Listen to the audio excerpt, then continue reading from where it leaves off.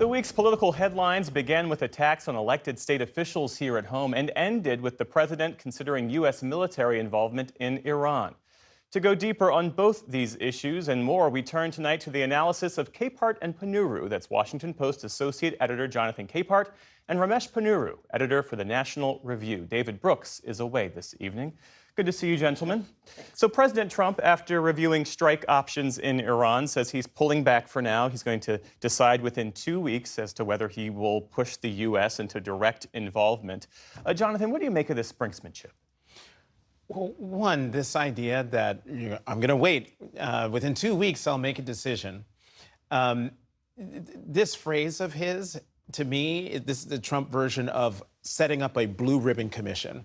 You set up a blue ribbon commission, you send the issue over there, and then you never hear about it again. There's so many things that President Trump has said we will find out in 2 weeks that we still haven't heard what he's going to do. And so to me, when I heard him say that, I thought for sure that he either doesn't know what he's doing or what he wants to do and is hoping that within 2 weeks, this will all get resolved. But the big question for me is, well, let's say he does decide to get involved. He does decide to use those bunker buster bombs.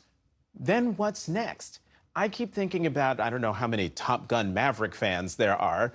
One. Great, so then you know exactly what I'm about to say. Right. All of this reminds me of the big plot of that movie, which is American Air Force jets have to go in and destroy a nuclear facility in Iran. Great for Hollywood, but I don't know if that is the wisest course of action for the United States to be involved in. Ramesh, based on what you've seen, do you believe the administration has a coherent, comprehensive strategy for Iran, or is the policy, the approach right now, being driven by politics?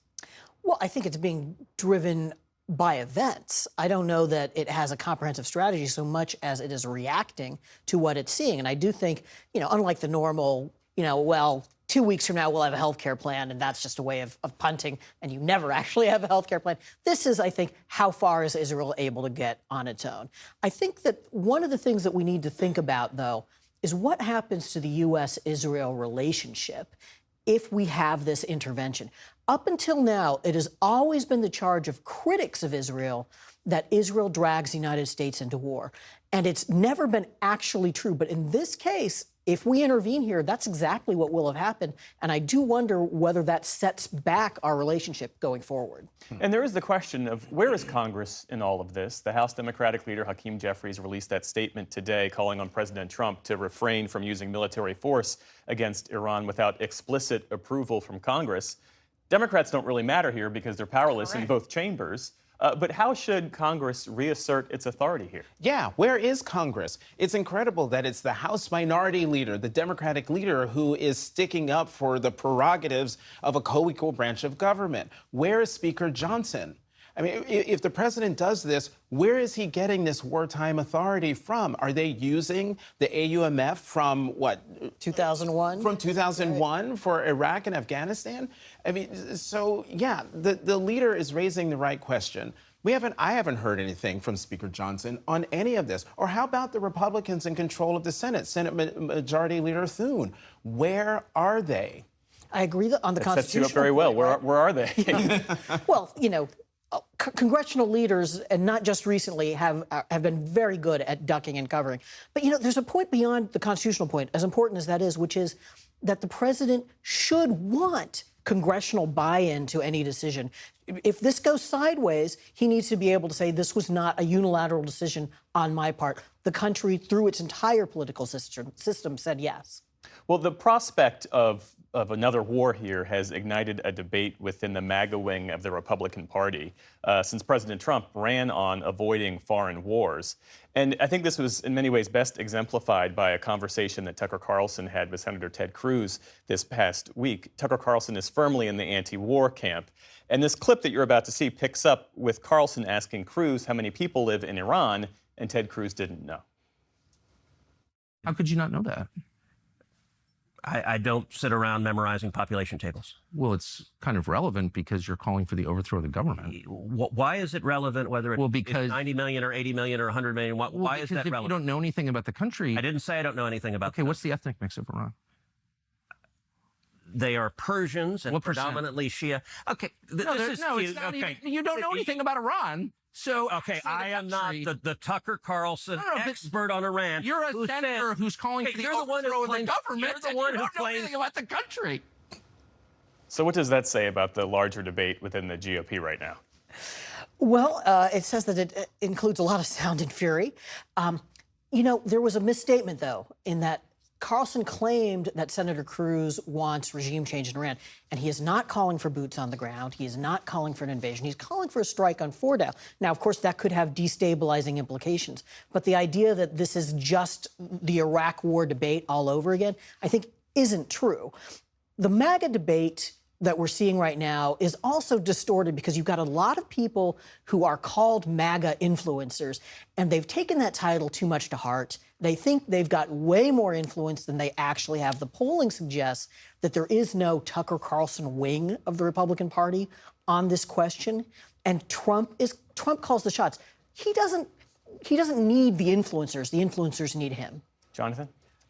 This isn't I think you said the Iraq war debate from way back when. At least then there was an actual debate on both sides of the aisle and around the country about what should happen. The fact that there's this intramural fight is pretty spectacular to watch. But in that clip between Senator Cruz and Tucker Carlson, what jumped out at me was the incredible lack of seriousness from Senator Cruz, a member of the Committee on Foreign Relations. How could he not know, just instinctively, just throw out a number about the population of Iran? You've been sitting on this committee for God knows how long. How could you not know that? And the fact that he didn't know it tells me that he's not coming at this as seriously as he should as a member of the United States Senate in the majority. Lastly, the shootings of those two Minnesota lawmakers and their spouses this past weekend are the latest instances of political violence that has risen across this country.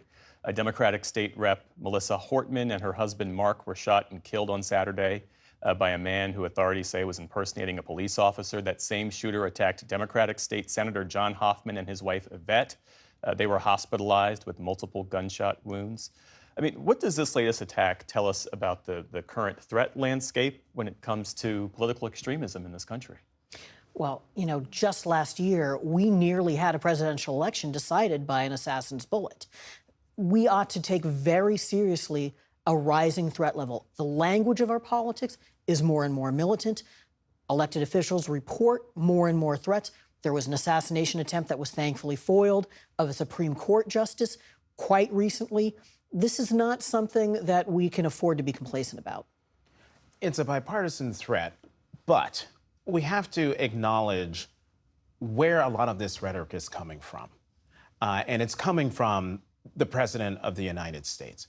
There's a clip of the President being asked, I think it was on Air Force One. We have that it. clip. So he was asked, will he call the governor Tim Walz? And this is how he responded. He responded by attacking Tim Walz. I think the governor of Minnesota is so whacked out. I'm not calling him. Why would I call him? I could call him, say, hi, how you doing, sir? The guy doesn't have a clue. He's a mess. So, you know, I could be nice and call him, but why waste time? If you want to tamp down the heated rhetoric, the heated conversation of our politics, it has to start with that guy, with the President of the United States. And instead, we've got a library's worth of sound from him as a candidate in 2016, right through that soundbite right there of him just sort of fanning the flames.